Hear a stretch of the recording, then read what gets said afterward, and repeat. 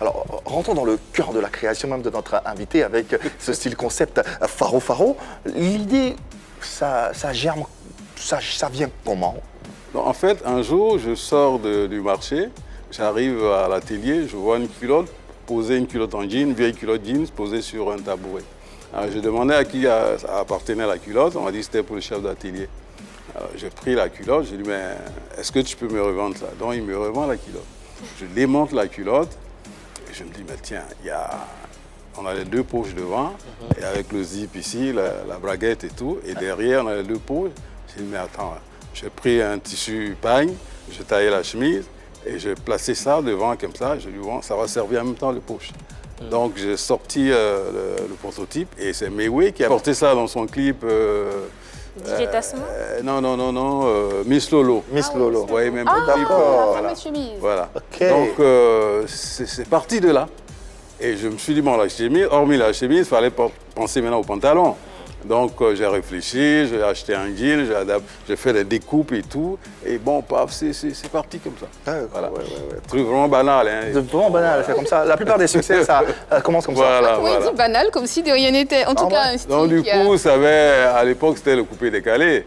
Donc, le faro et tout. Exactement. Donc, quand j'ai créé ce concept-là, au début, j'ai baptisé Fatogin. Fato Jean. La folie. Ah, d'accord. Bah, Voilà. je pensais à Serge Fato Lengan, le grand frère. Bon. Voilà, Fatogin et tout. Et puis, bon, ça a rimé avec l'avènement du coupé décalé, Faro. Bon, du coup, bon, on a donné le nom Faro. Faro. Vous étiez un peu considéré comme le styliste du peuple, Ouais. avec une certaine proximité vis-à-vis de ce peuple-ci, qui vous le rendait bien d'ailleurs.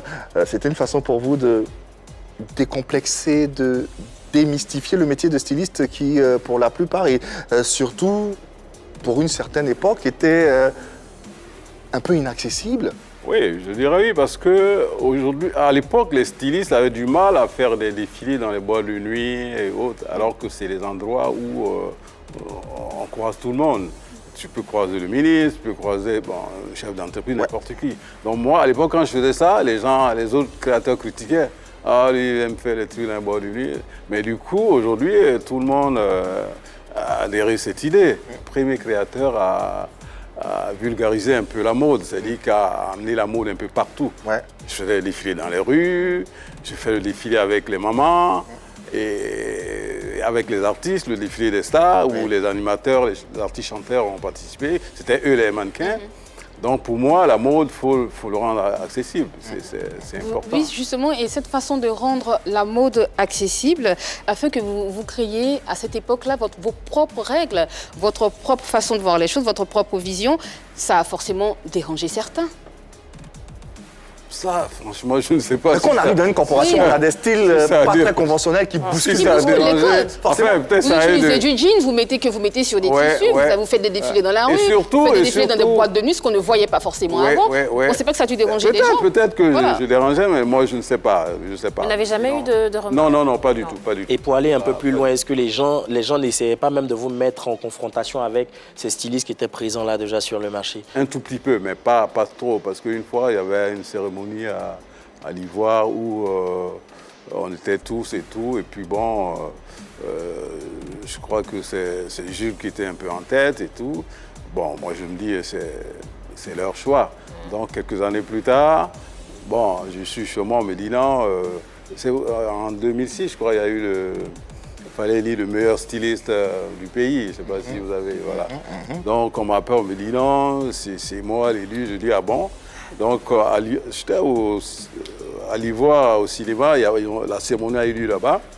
Donc on m'appelle, on me dit bon, désormais je suis le meilleur styliste du pays. Voilà. Alors, moi j'ai pris le trophée, j'ai demandé à tous mes confrères qui étaient là. J'ai dit mais c'est vrai, je mérite ça? Et du coup, ils ont critiqué après, on m'a dit pourquoi j'ai posé cette question. J'ai dit non, j'ai posé la simple question parce que bon, il fallait que je pose la question. Mais pourquoi? On est plusieurs créateurs. Mais pourquoi moi? eux Pourquoi eux? Vous saviez très bien. Parce que c'est les dévanciers. Moi, j'arrive et tout. Il n'y avait pas un petit truc. C'était pas pour les narguer un peu? Quelque part. Ils l'ont pas vécu comme ça? Mais si, ils ont été dérangés après. Ils m'ont dit pourquoi tu as posé cette question? J'ai dit non, j'ai posé simplement la question parce que bon, il fallait la poser.